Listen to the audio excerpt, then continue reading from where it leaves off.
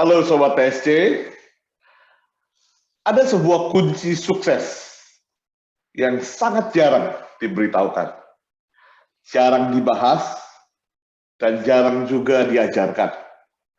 Kenapa? Karena kunci itu tidak seindah gambaran yang laku dijual di pasaran. Dan juga bukan sesuatu yang bisa kita selesaikan dalam satu malam atau dalam jangka waktu yang singkat. Jadi ini ada sesuatu yang tidak instan, tetapi sangat penting. Apa itu?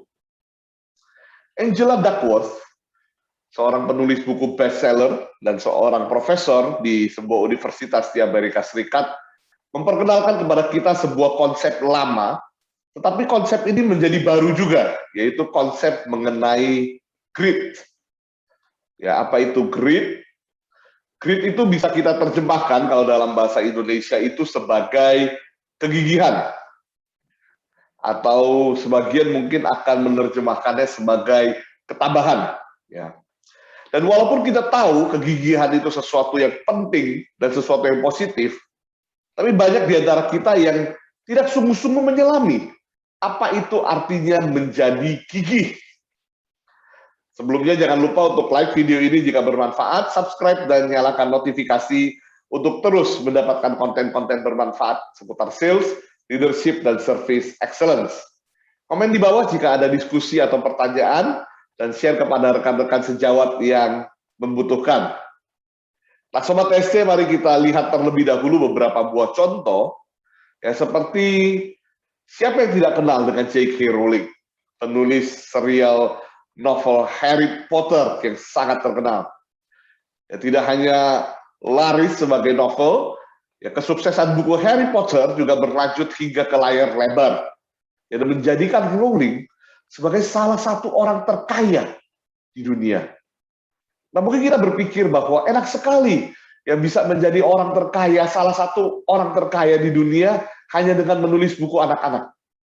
Tapi yang kita tidak tahu adalah ketika sedang menulis buku Harry Potter, kehidupan rumah tangga J.K. Rowling hancur.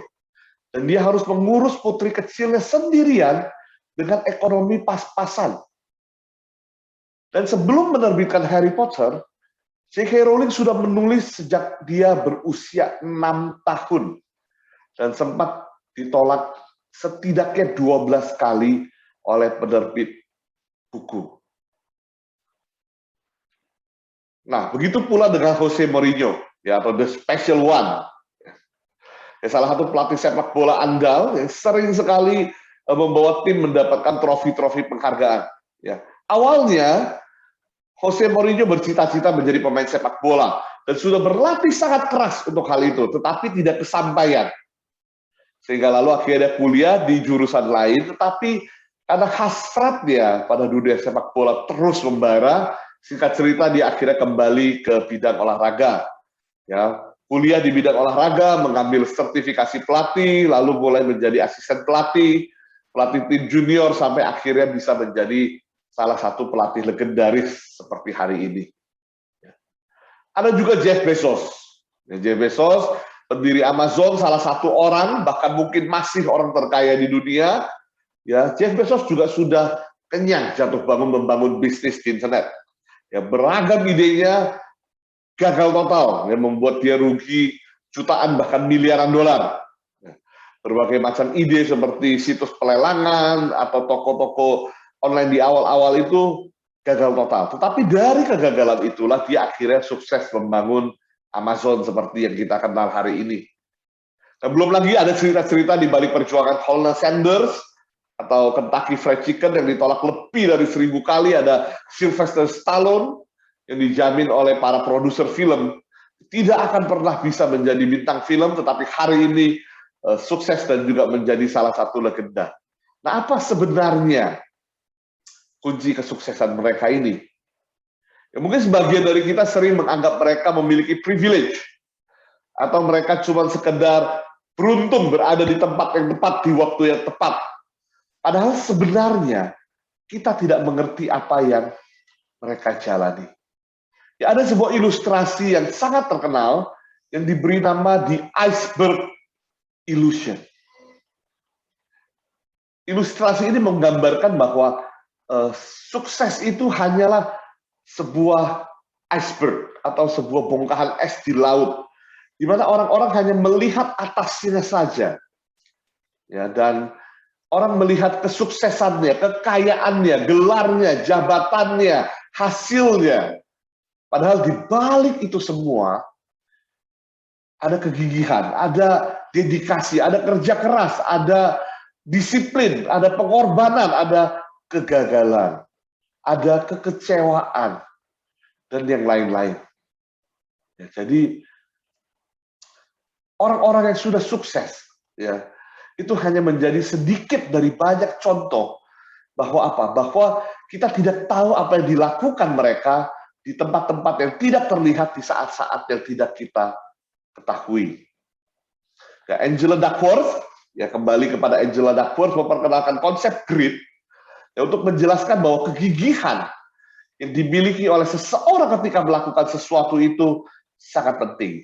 IQ atau intelligence quotient, bagaimana kita mengukur kecerdasan anak-anak kita sekian lama, itu bukan kunci kesuksesan. Bukan juga bakat. Tetapi harus ada faktor grit yang jauh lebih penting dalam memprediksi kesuksesan jangka panjang seseorang.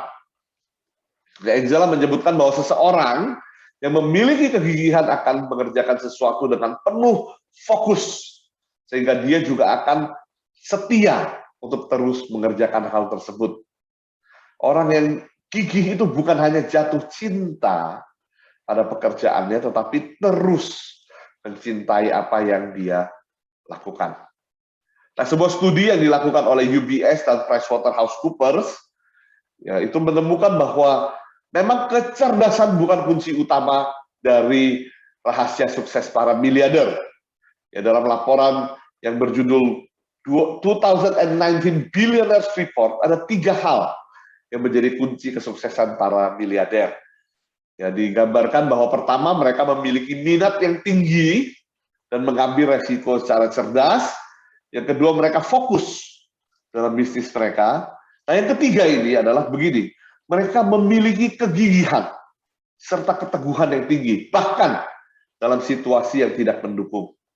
Nah, hal inilah yang senada dengan yang diungkapkan oleh Angela Duckworth, yaitu bahwa individu, ya, yang memiliki kegigihan atau grit yang tinggi, ketika dihadapkan pada perasaan kecewa atau bosan atau down terhadap sesuatu, tidak akan mengubah haluan atau mundur. Nah, orang itu akan tetap berusaha pada hal yang telah dipilihnya. Ya, seperti seorang atlet, ya, yang dengan kegigihan yang tinggi, dia akan terus berlatih sampai dia bisa menjuarai kejuaraan. Ya, atau seorang penulis seperti J.K. Rowling, sampai diterbitkan hasilnya, dia tidak akan menyerah karena dia percaya pada apa yang dia lakukan. Nah, Angela lalu membagi grit itu dalam 2 dimensi, seperti yang tertera juga di judul bukunya. Yaitu yang pertama adalah the power of passion, dan yang kedua adalah the power of perseverance.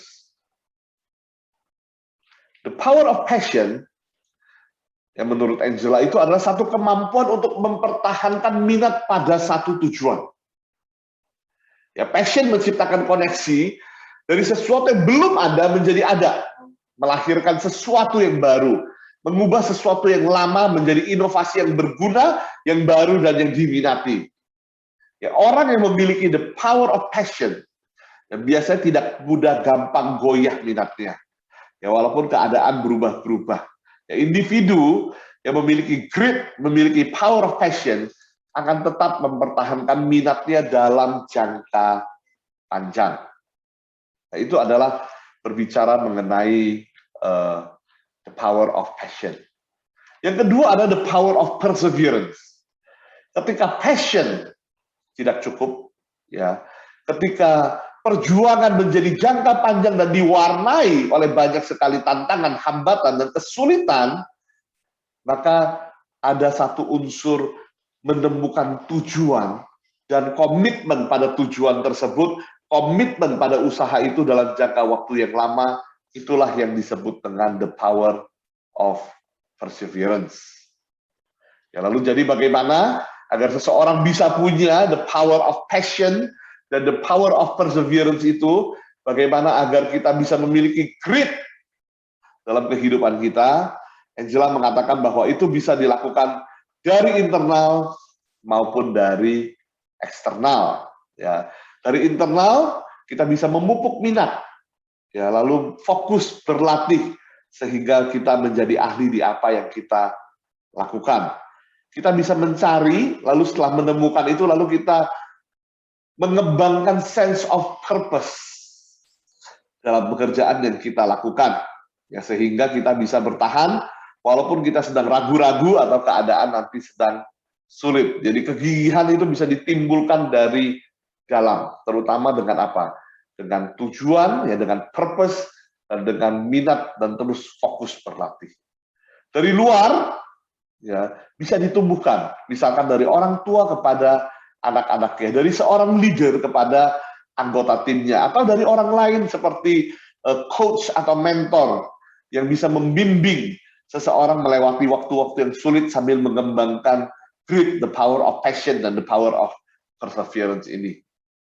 Ya, jadi ada pepatah yang mengatakan bahwa besi menajamkan besi dan orang menajamkan sesamanya. Itulah bagaimana grit juga bisa diasah dari faktor eksternal. Satu hal yang perlu diingat, grit atau kegigihan bukan tentang siapa yang lebih cepat sampai di garis akhir seperti sebuah pertandingan sprint. Tapi grit itu berbicara mengenai siapa yang bertahan hingga garis akhir dalam sebuah lari maraton atau pertandingan atau tujuan yang jangka panjang.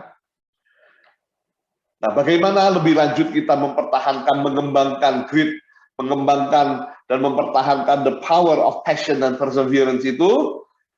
Nah, temukan jawabannya di video selanjutnya, ya, di mana kita akan membahas elemen-elemen yang tergandung di dalam grit tersebut. Ya, demikian di sesi hari ini. Ingat, Track Pro, your growth partner, grow with us today. Sampai jumpa.